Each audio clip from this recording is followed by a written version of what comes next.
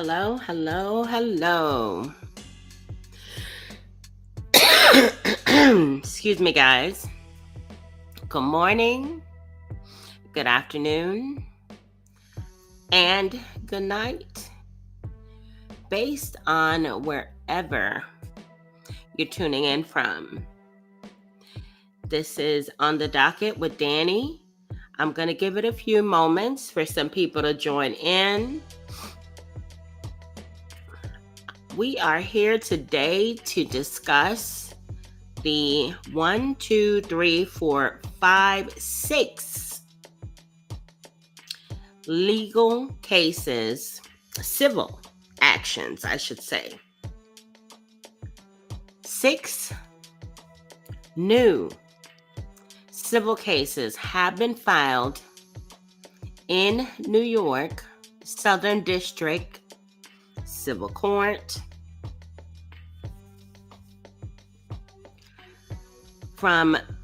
This is coming from Tony Busby's office.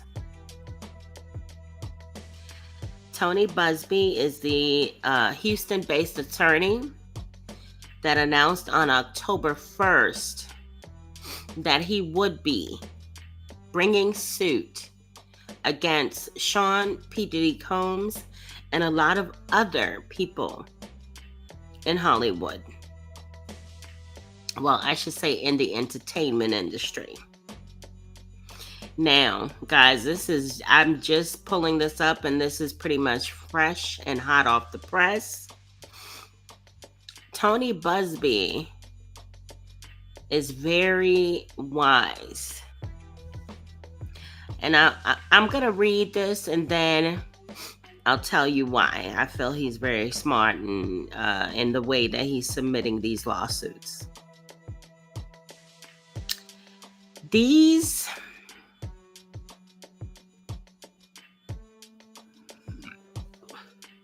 lawsuits,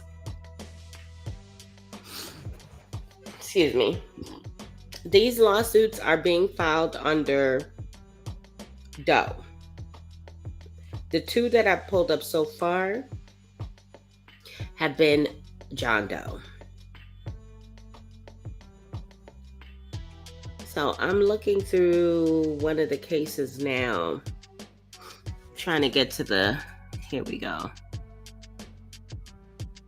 Jurisdiction and venue. All right, here's a factual allegation from one of the John Does. It says, let me let the fire truck pass. All right, there we go. In 2008, plaintiff worked as an advisor for Echo Clothing and has been employed by the company for approximately 7 years. Echo Clothing at the time was among the most popular clothing lines in the country. In 2008, Combs' Sean John clothing line was also hitting peak popularity. Plaintiff had, in fact, met Combs several times in connection with Combs' development and marketing of the Sean John clothing line. Echo and Sean John were competing lines within the clothing industry, both having had a large amount of success within the hip-hop community. Moreover, both lines had relationships with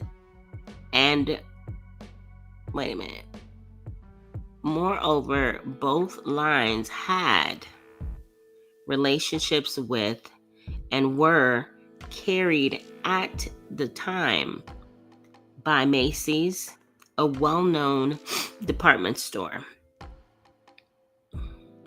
In or around May 2008, plaintiff was in the stockroom at Macy's flagship store Herald Square in Manhattan when Combs and 3 of his bodyguards entered the stockroom. Plaintiff came upon Combs and his bodyguards at the T junction in the stockroom, where plaintiff had very little room to maneuver. Combs was flanked by 2 large bodyguards to the left and 1 large bodyguard to the right. Immediately after turning a corner in the stockroom, plaintiff was hit hard around the base of the neck, possibly with a pistol. The blow forced plaintiff to his hands and knees. As plaintiff looked up, he saw that each of the bodyguards had guns in their waistband, had pum-pums in their waistbands.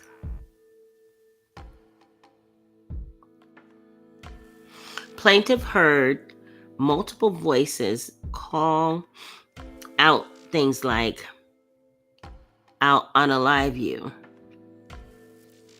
Combs approached plaintiff while plaintiff was still on his hands and knees, said, "Suck my you-know-what," Echo, referring to the clothing lines that plaintiff worked for. Combs thereafter forced his Johnson into plaintiff's mouth and proceeded to forcibly and brutally orally grape plaintiff.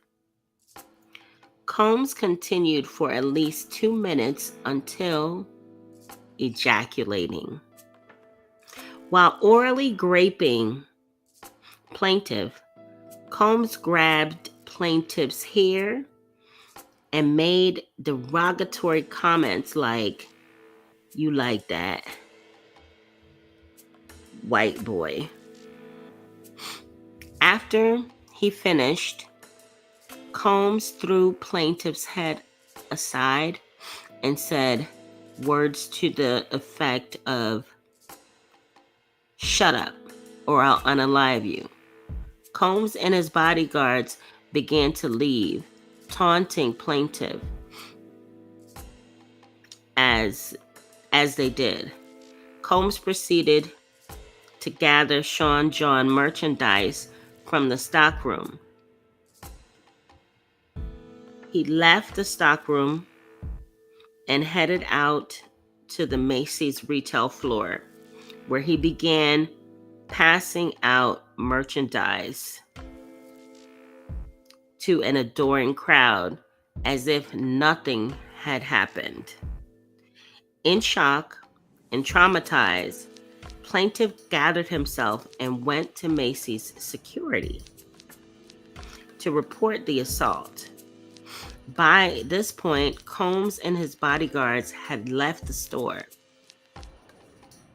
Plaintiff was told that someone would speak with him, but no one ever did.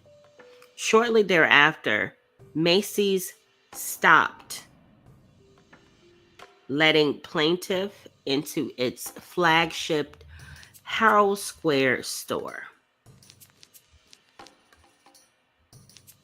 Approximately 3 weeks later, Terry Lundgren, CEO of Macy's, pressured Echo executives to fire plaintiff because Macy's had just signed a multi-million-dollar deal with Sean John Clothing. Echo thereafter terminated plaintiff from employment, and plaintiff was told he could no longer live in his company-paid apartment. Plaintiff is informed and believes that the report of the assault was destroyed or otherwise purged from Macy's records, and no action was ever taken as a result of the report. Plaintiff ultimately had to move out of New York. Plaintiff still fears for his life as a result of the incident and threats made against him on that day, including the fact that plaintiff was known to Combs by way of his work with the rival clothing company Echo. So this gentleman is alleging that Sean P. Diddy Combs raped him orally. Let's see. Because they're all John Does, it's kind of hard for me to pull up each one, but guys, please bear with me. I'm trying to make sure that I go through each one and give you guys the facts of each case. So now, here we go with number 2. This case seeks compensatory and punitive damages for a violent assault. The assault occurred at what was termed a white party at Combs's residence in New York. So this alleged victim is stating that the assault occurred at a white party. So let me get the factuals.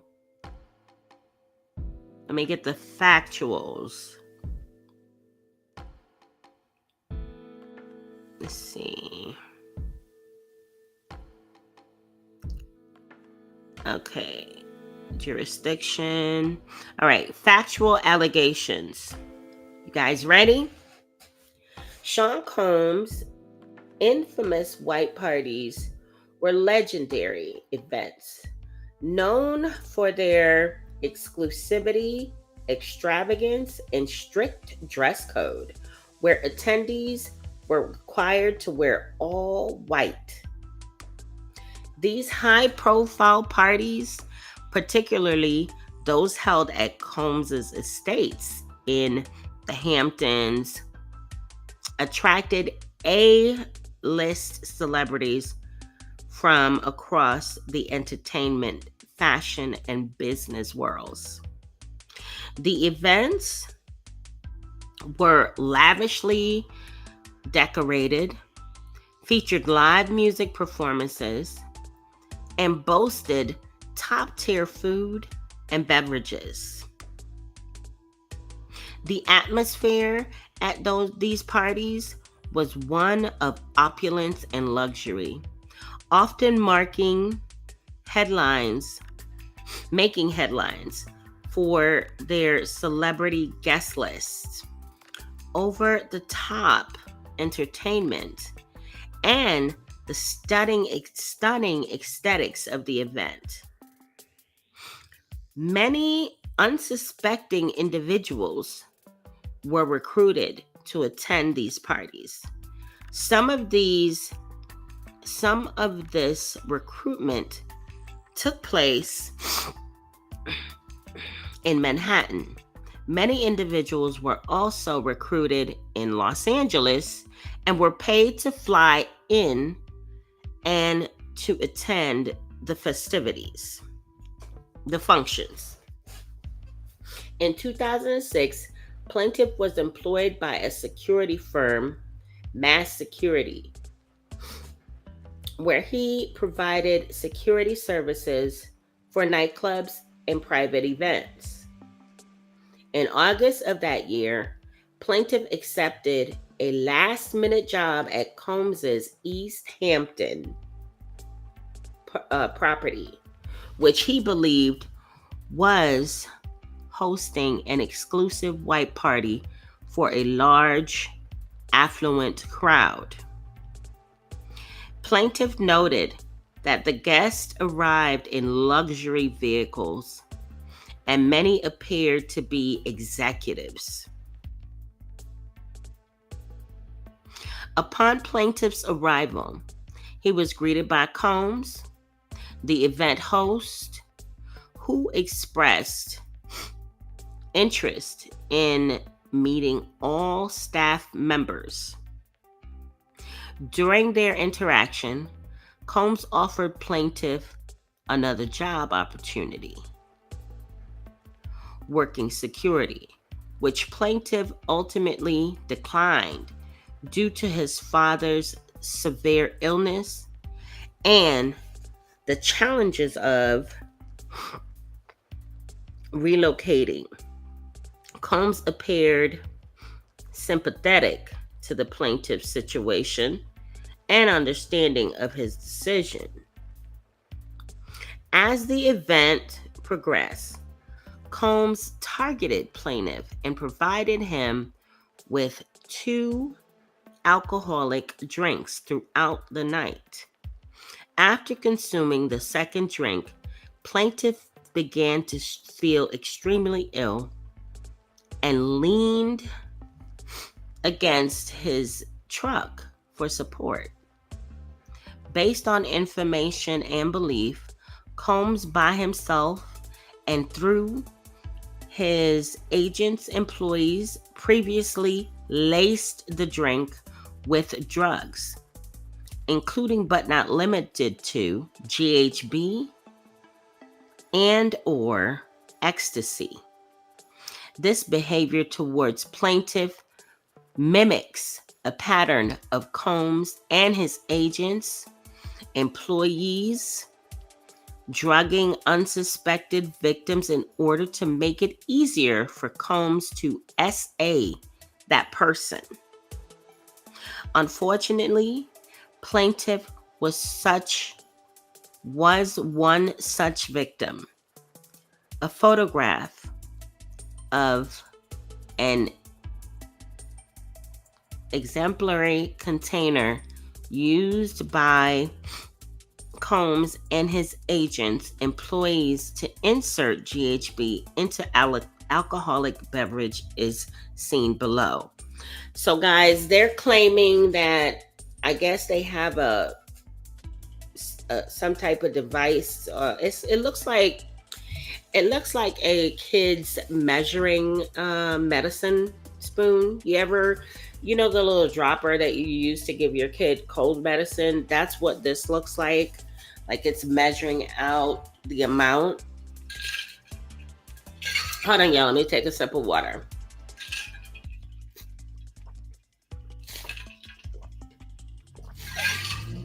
Okay. Combs approached him again, inquiring about his well-being and displaying what plaintiff initially interpreted as concern. However, he soon found himself being forcibly pushed into an open van by Combs, an act that left him in considerable pain. Once inside the van, plaintiff was held down by Combs, who overpowered him while he struggled to escape due to the effects of the drugs in his system. In a horrific turn of events, Combs essayed plaintiff by inserting his Johnson into plaintiff's anus and sodomizing him, all the while dismissing plaintiff's pleas for help by repeatedly saying, "You'll be all right."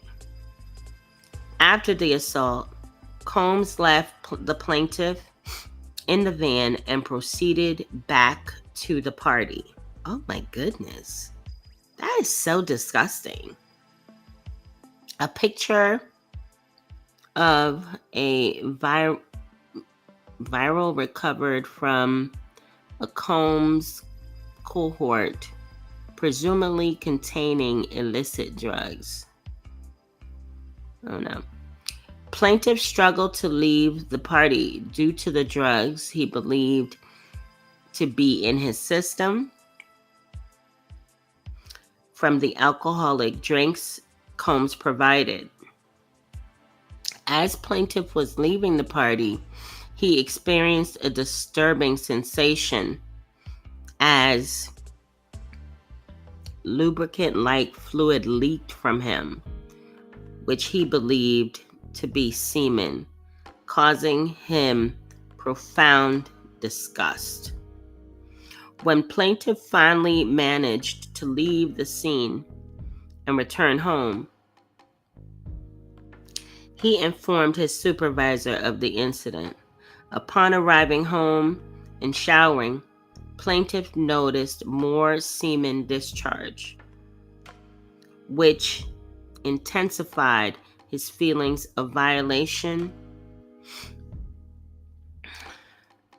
In the aftermath of the assault, plaintiff struggled with intense emotional pain and mental health issues, feeling disgusted and deeply depressed.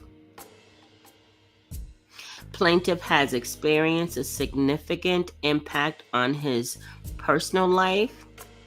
He has never married and often struggles to maintain relationships due to the assault. Plaintiff describes himself as an all-American guy, yet acknowledges that not a day goes by without the thought of the traumatic incident. So, the first John Doe, the last two that I've read were men. The first John Doe alleges that Diddy orally raped him.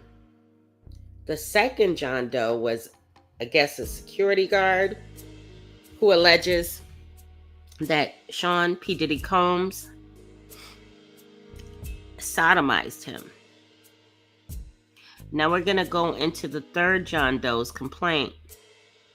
Guys, if you would, do me a favor and smash that like button, and let me correct myself. This is a Jane Doe. This case involves a Jane Doe. So now I got to get to the findings. Let's see here.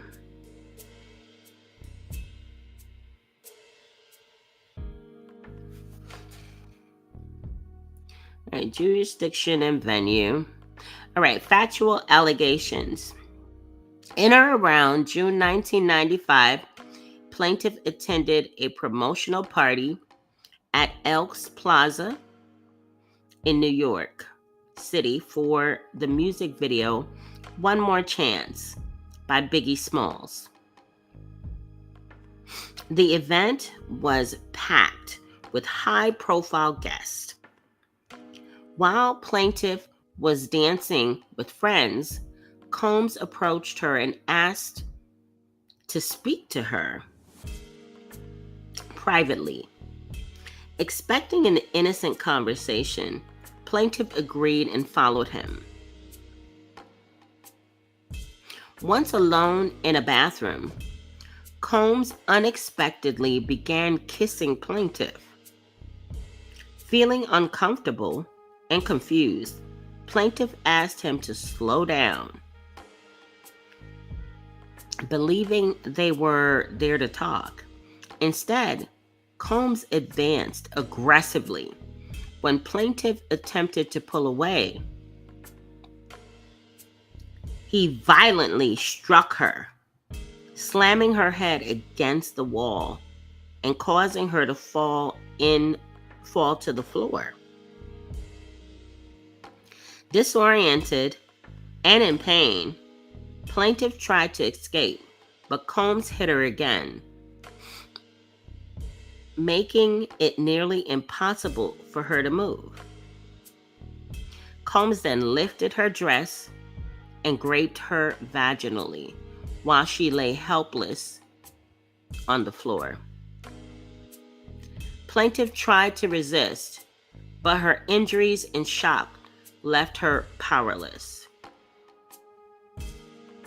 After the assault, Combs adjusts his clothing in a nonchalant manner and threatened plaintiff, saying, "You better not tell anyone about this or you will disappear," leaving the plaintiff terrified for her life.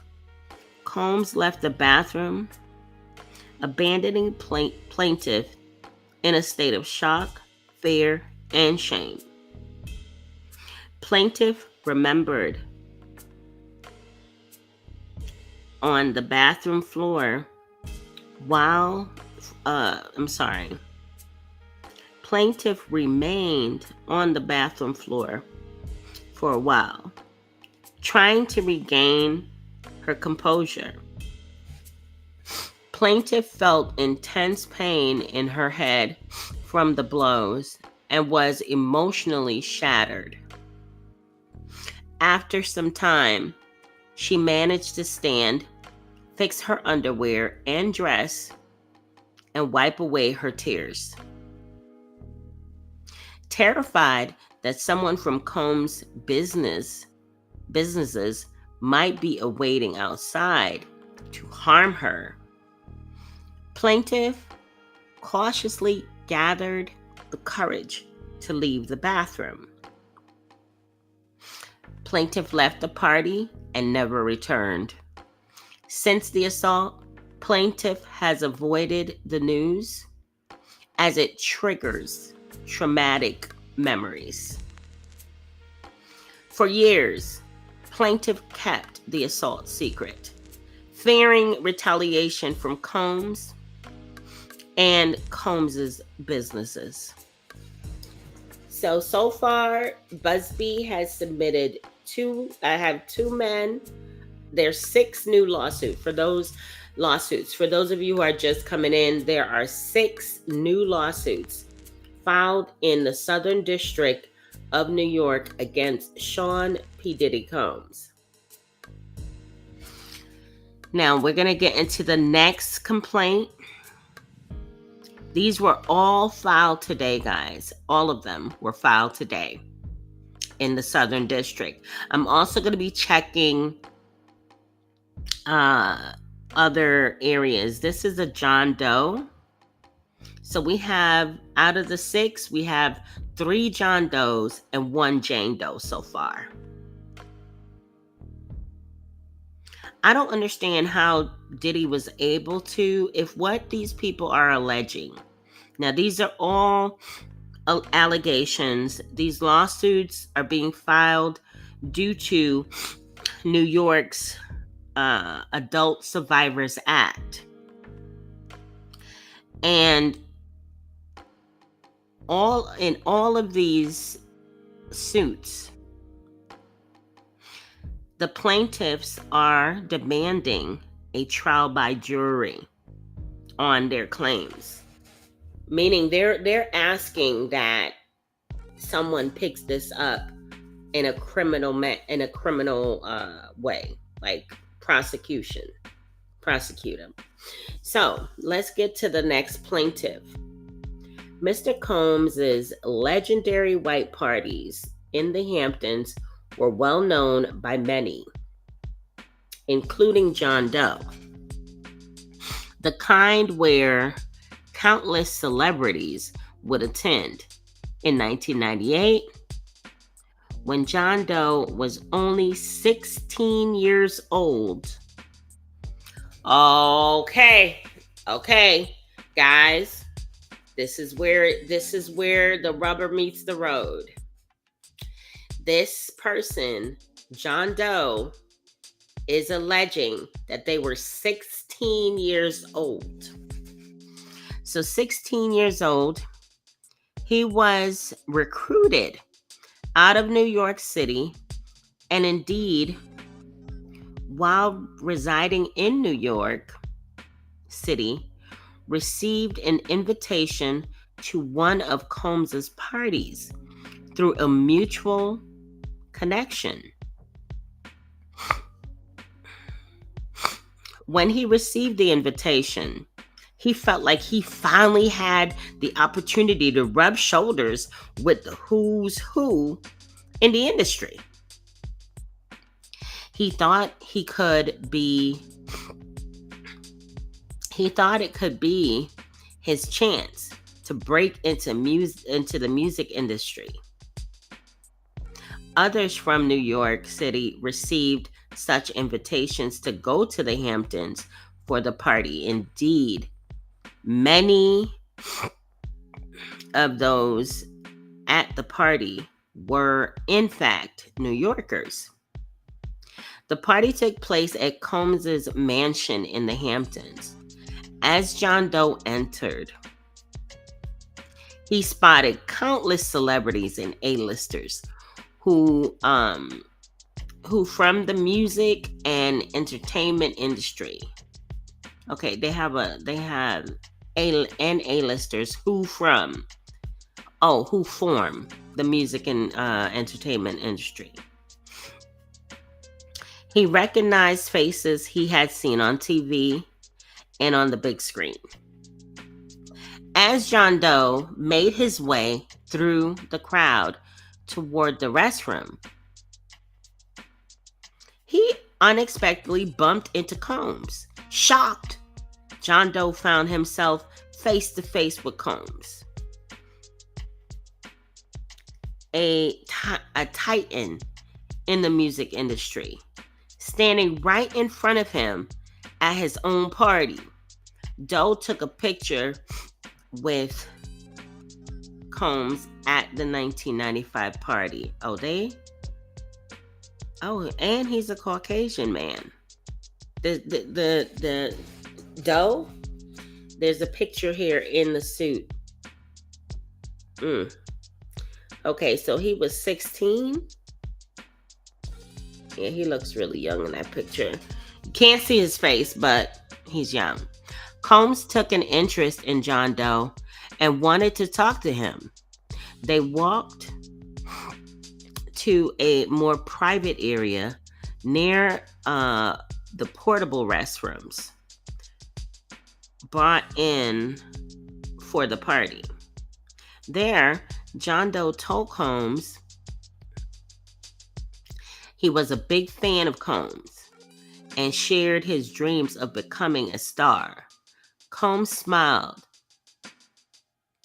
telling him he had potential and the look. When John Doe admitted his voice was not great, Combs assured him that did not matter. Combs made clear that the only thing that mattered was having the right look for the industry. And with it, Combs could transform Doe or anybody into a star. Despite the pleasant conversation which occurred, things took an unexpected turn for the worst. Combs abruptly told John Doe that he needed to drop his pants. John Doe, caught completely off guard, confusingly asked Combs to repeat himself. Combs made himself clear. He instructed John Doe to drop his pants and expose his Johnson so that Combs could inspect it, explaining it was a rite of passage and the route to becoming a star, and also a way to prove himself. Don't you want to break into the business? Doe immediately felt uncomfortable, froze, and did not know what to do. Combs remained calm and stood in front of him and stretched out his hand in a cupped position. Out of fear, anxiety, and the imbalanced power dynamic between himself and Combs, John Doe then dropped his pants and exposed his Johnson as Combs previously instructed. Combs moved closer and grabbed John Doe's Johnson and genitals with his hand.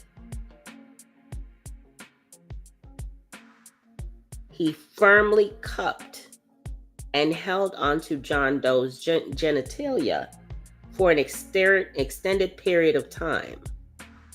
During this time, wait a minute, y'all. Where were all the people? Where were all the people at the party?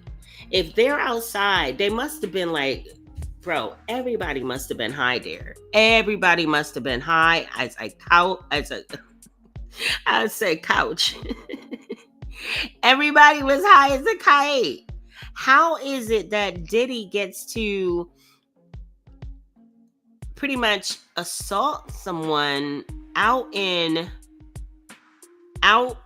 like the backyard and no one says anything, no one sees anything, or maybe they knew what was going on and they just was like, oh, that's just Puffy. Oh my God. How is that going on and nobody knows or nobody sees? That's just crazy. Now, extended period of time. During this time, Combs moved his hand in such a fashion to manipulate John Doe's genitalia, squeezing and feeling them. Doe was only 16. Combs abruptly then let go of John Doe's genitalia and told him that his people would be in touch. Combs continued with his party as if nothing happened. But for John Doe, everything had changed. John Doe eventually recognized Combs' sexually ex-SA assaulted him, and by through his power and influence over John Doe, because he knew John Doe wanted to become a star. As a result of Combs' essay onto John Doe while he was a minor, John Doe experienced damages including pain and suffering, mental anguish, physical impairment, and emotional torment. The interaction continues to humiliate and cause shame on John Doe. I mean, I would feel some kind of way too. I would feel very, especially if you're a man, you're a young man and you have dreams of becoming, something big in Hollywood. You just want it because. Let's see. I'm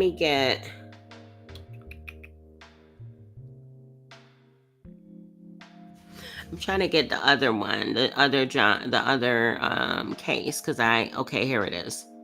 Because I downloaded that one. Let's get to this factuals.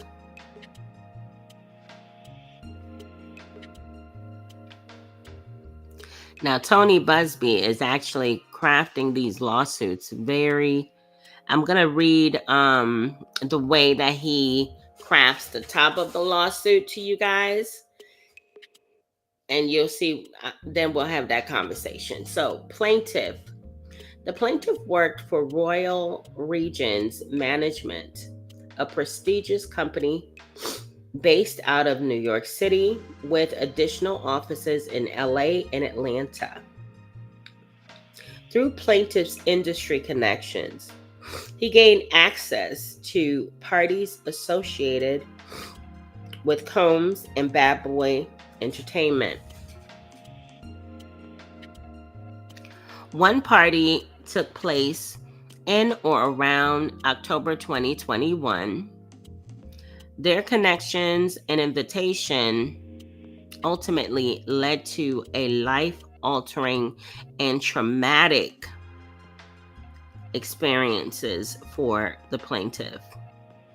Combs' businesses picked plaintiff up from the airport and transported him to New York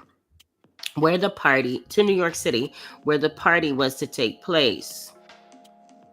Upon arrival, plaintiff noticed several well-known artists in attendance.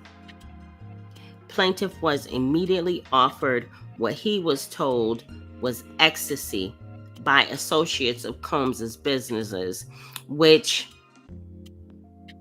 plaintiff refused. Plaintiff limited himself to just one drink. Even though plaintiff only consumed one alcoholic beverage, the effects of the drink were immediate and overwhelming. This behavior towards plaintiff mimics a pattern of Combs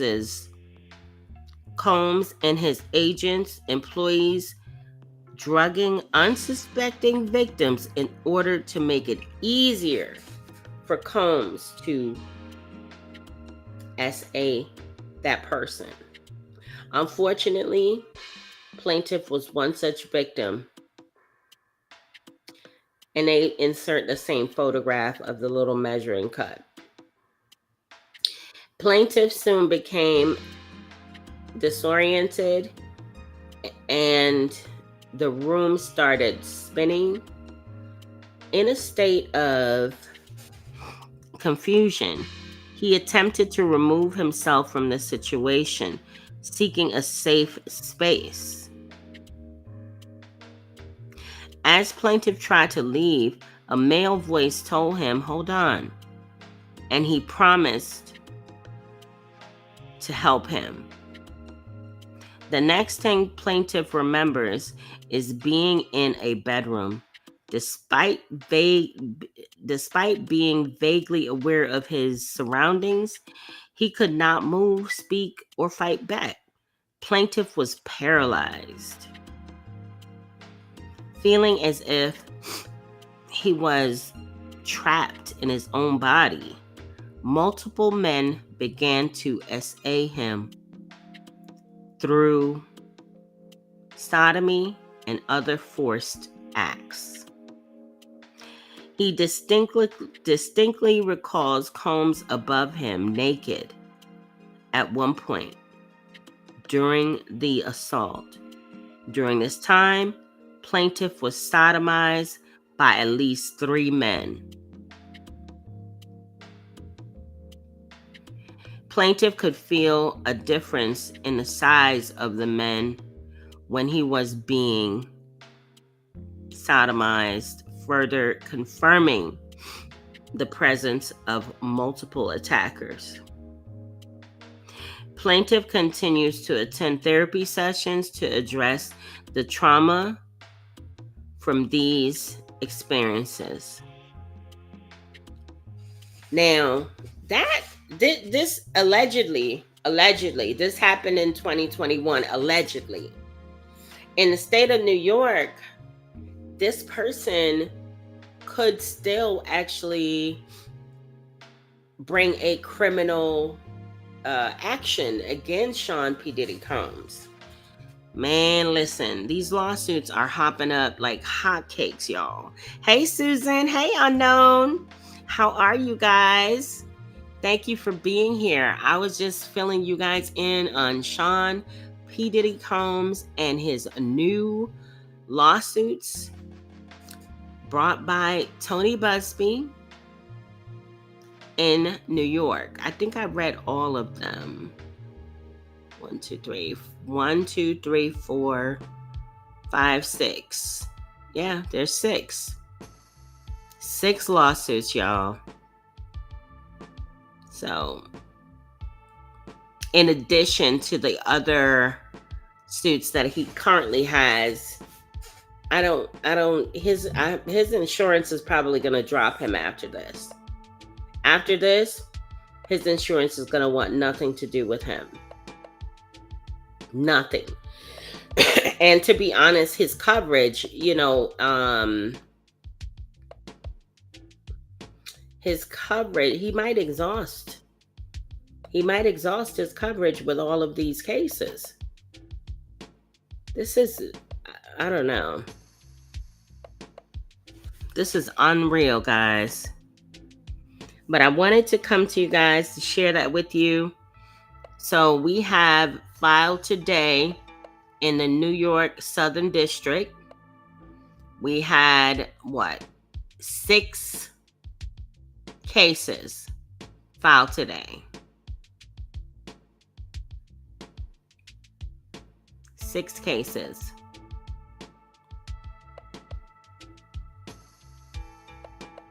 Now I'm trying to see if there's anything in California.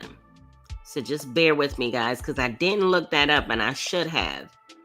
But I didn't look it up. Let's see. I'm going to look in the Northern District. This is crazy. His legal issues just continue to mount. His legal issues just continue to mount up. They're not letting up.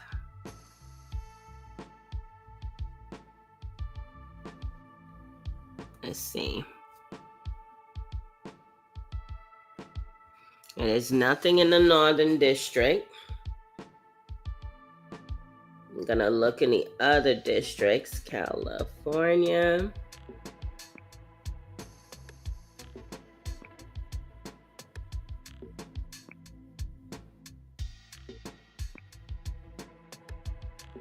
California.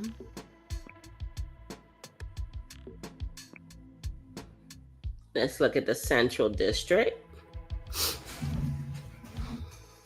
I'm just checking, guys, because I don't want to overlook anything. So let's do that right now. How are you guys doing today on this beautiful Monday?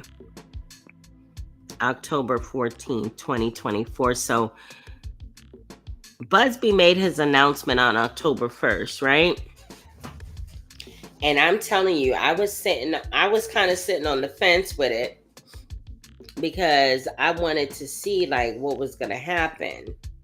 Is he going to actually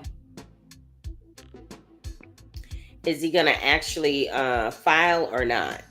That's where I was with it. Like, is this a real case, or is this attorney clout chasing? And clearly, Tony Busby is no clout chaser. He is not a clout chaser because he went on ahead and he filed his lawsuits.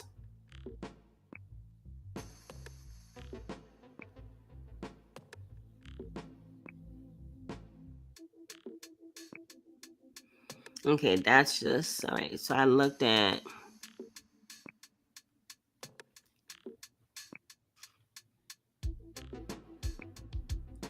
Central. Okay, I looked at the Central.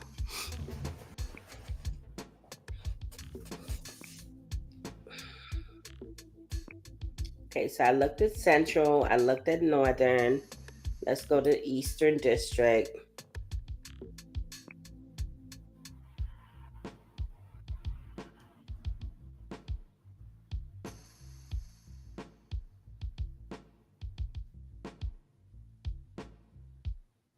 Why is this thing not moving? This is annoying.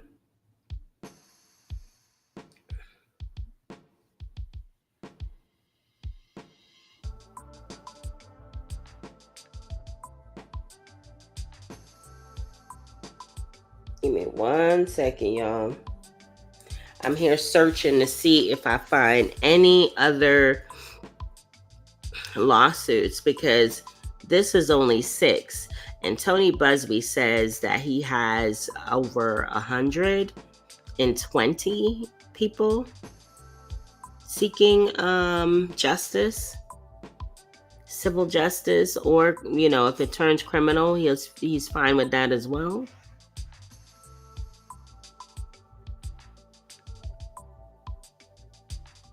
Because we know Diddy has homes in California and New York.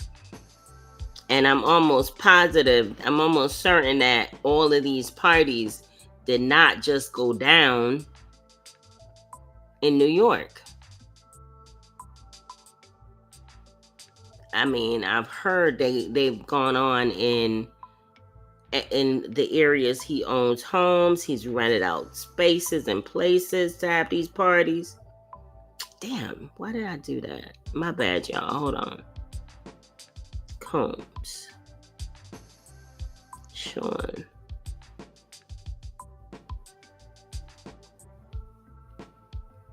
Okay, so there's nothing. It doesn't look like there's anything in California yet.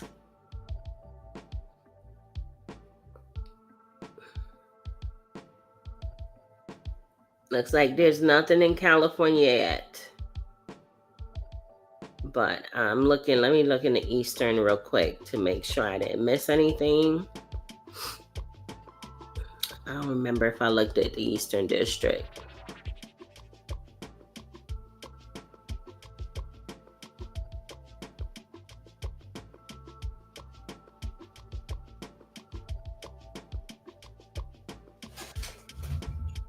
Yep, there's nothing in California, guys. So all of these lawsuits were filed in the state of New York. And I am going to I need to get a notebook for this. Y'all, I need to get a notebook and look at all of his litigation, like all of his lawsuits, and give you guys a full update on every single pending lawsuit. That's what I'm going to do. I'm going to go through the system and compile a list of the lawsuits, the dates they occurred. Let me write this down. The dates they occurred, what is alleged, and the status. Because pretty soon, the list of lawsuits are just going to grow. But guys, that is really all I wanted to share with you guys. Oh, wait. I'm sorry. I wanted to read you. Hold on.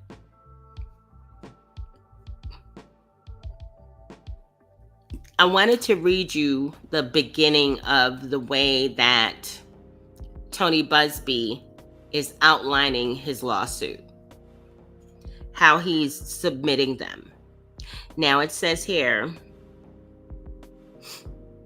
1, defendant, it says introduction. Defendant Sean Combs routinely recruited individuals to parties, drugged them, and then SA exploited them. XXX exploit them. The conduct described herein is shockingly typical of defendant Sean Combs. He was aided in this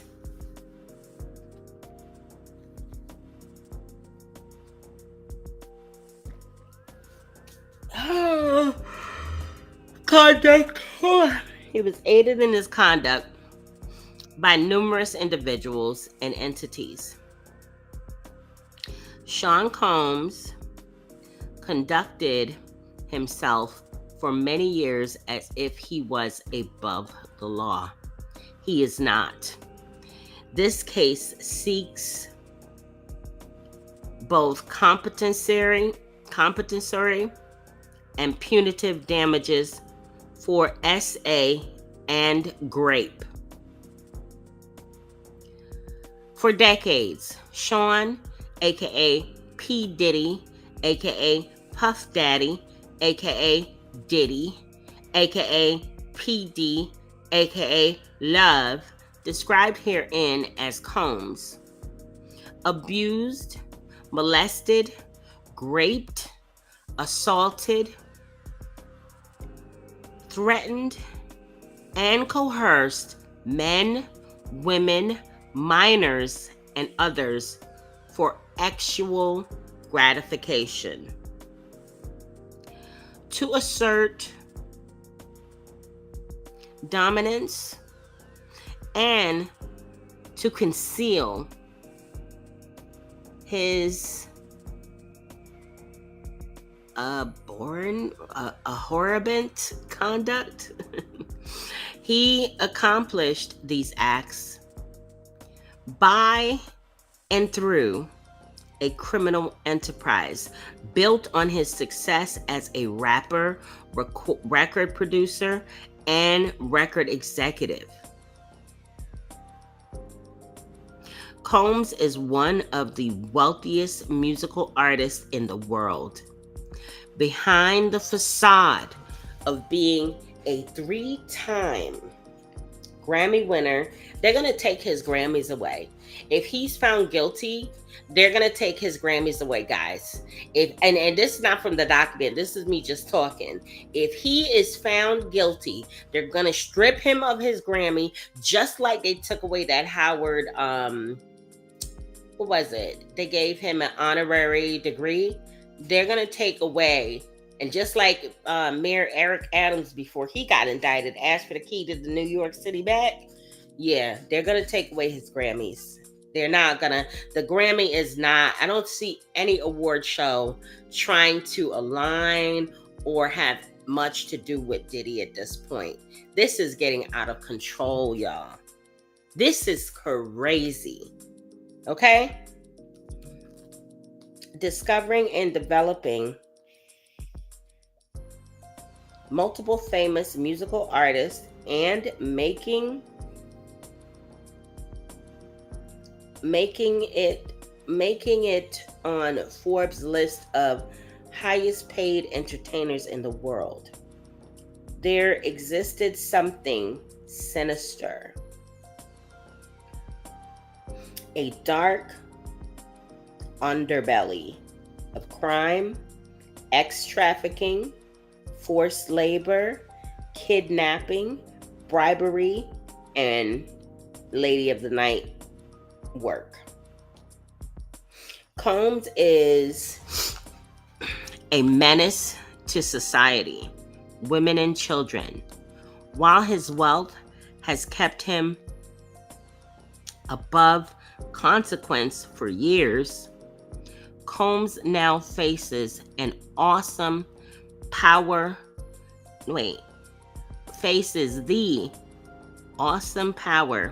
of the American judicial system and ultimately a jury of his peers who will be asked to punish him for the deplorable conduct described herein. Combs businesses. Combs' business enterprise is central to the pervasive acts of SA and abuse committed by him during the last decades. Combs operated his businesses headquartered at various times in Manhattan and Los Angeles under a variety of United States-based corporate name entities, including Bad Boy Entertainment, Bad Boy Records Holdings Inc., Bad Boy Records LLC, Bad Boy Entertainment LLC, Bad Boy Productions LLC, Daddy's House Recording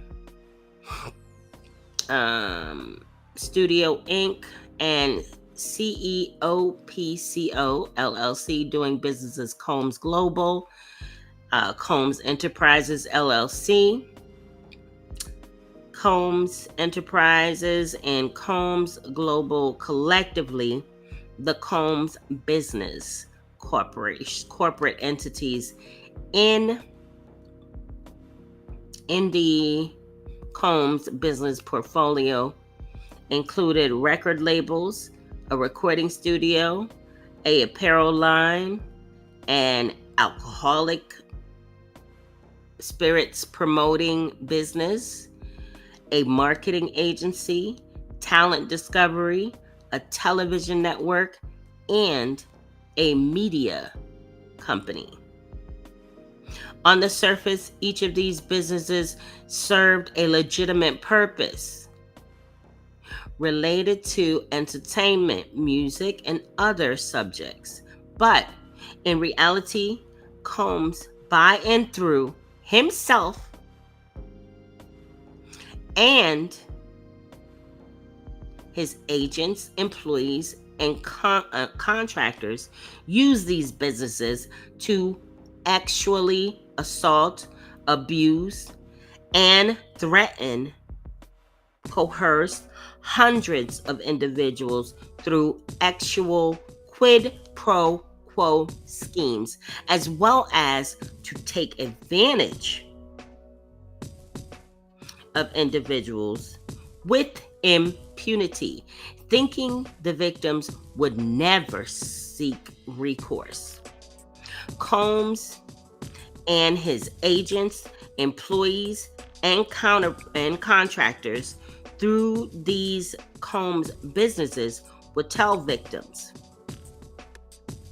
this is what it takes to be famous. What are you willing to do to become a star? And perform this actual act, or else. To coerce the victim into performing a non-consensual actual act for gratification of Combs and his cohorts. Members and associates of the Combs businesses engaged in and or attempted to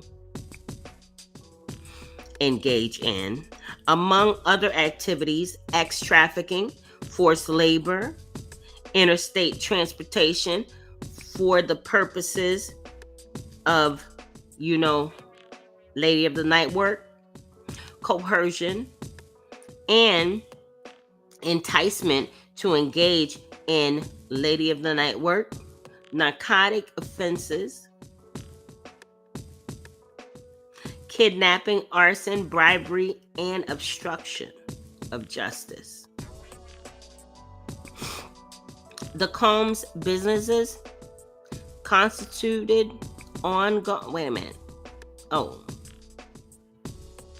constituted an ongoing organization whose members functioned as a continuing unit for a common purpose of achieving the objectives of Combs. Combs's pervasive history of SA and violence. For years, Combs and his businesses engaged in a persistent and pervasive pattern of abuse towards women, men, and minors. This abuse was at times verbal, emotional, physical, and sexual. As a part of his pattern of abuse, Combs manipulated both men and women to participate in highly orchestrated performances of sexual activity with both commercial ex workers and unsuspecting partygoers. In some cases, these were individuals who were contractors or vendors.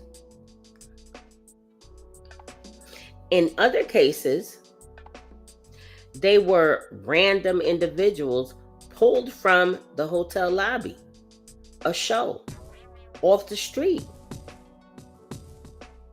Combs ensured participation from these individuals by, among other things, obtaining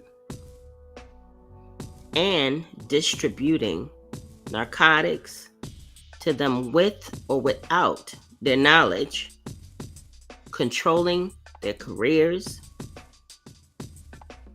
leveraging his financial support, and threatening to cut off the same and threatening to cut off the same, and using intimidation, violence, and illicit drugs. Combs, while celebrated for his business acumen and influence in the entertainment world, has often been described in a more troubling light as powerful, manipulative, and problematic. His aggressive tactics, both in business and personal dealings, have drawn criticism, with many viewing him as someone who leverages his power to intimidate and control. This darker side of Combs' persona has been underscored by the numerous lawsuits and allegations that have surfaced over the years. Despite his undeniable success, his rise to the top is marred by a reputation for being ruthless and manipulative, using his influence in ways that have left a trail of legal and personal controversies, including but not limited to the following: the nightclub pewing incident, 1999. Combs was embroiled in a high-profile case related to a nightclub pewing in New York involving his then-girlfriend, Jennifer Lopez, and rapper Shine. Combs was acquitted of all charges, though the case remains a significant legal event in his career. Multiple assault allegations. Combs has faced several lawsuits related to alleged physical assaults, many of which have been settled out of court. Business disputes. Combs has been involved in various business-related legal conflicts, particularly surrounding his Sean John clothing line and other ventures. These disputes often involved contractual disagreements and trademark claims. Claims by Cassie Ventura. Combs' former girlfriend, Cassandra Cassie Ventura, filed a lawsuit accusing him of years of physical, emotional, sexual abuse during their relationship. Cassie alleged repeated instances of assault, coerced sexual acts, and drug use, all contributing to an environment of fear and manipulation. Combs particularly financed the use of the popular date rape drug roofie, I guess it's a roofie, or GHB, to commit heinous, non-consensual acts of sexual violence and grape onto countless victims. Combs often would secretly use the drug in an alcoholic beverage served at his parties, typically champagne or lemon drops. Partygoers were forced to consume the alcoholic beverage. See, that's a problem for me. There's no party that I want to be at that I have to drink. Let's say you go to a party and you just don't feel like drinking. What if you just genuinely don't feel like drinking? Then what? You got to leave the party? Is that what, you know what I'm saying? Is that how they giving it up? I wouldn't drink it. I'm sorry. Containing GHB either prior to entering or while at Combs's party. There are also allegations of Combs dosing victims with lotions or similar body oils also laced with GHB so that the drug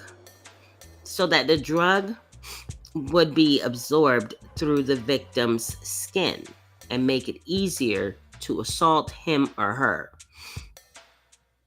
So the attorney Busby, basically he's laying out Combs's history, all of his current lawsuits. Then he brings up his client's factual, what do they call it? It's factual allegations. So he gives all of the background on Cassie, on Liz Gardner. He gives all Little Rod. He names all of the other lawsuits in his submission to the court, and then he documents the finding, because what he's trying to do is establish a pattern of behavior. And I mean, the pattern of behavior is already there for Diddy, unfortunately for him. But guys, that's about it. I will keep you guys posted on the lawsuit side as well as the criminal side. As it stands today, there's nothing to update on the criminal side. Quite honestly, I think they're going to be trying to move a little more stealthy, because in their last court appearance, the defense did ask for a gag order. So we'll see how that goes. But guys, thank you for joining me. Just wanted to give you guys that update. Tony Busby is filing his civil lawsuits, and there's a 16-year-old boy involved in the first 6 that he's filed. We have 5 gentlemen. Well, we have 6 altogether, right?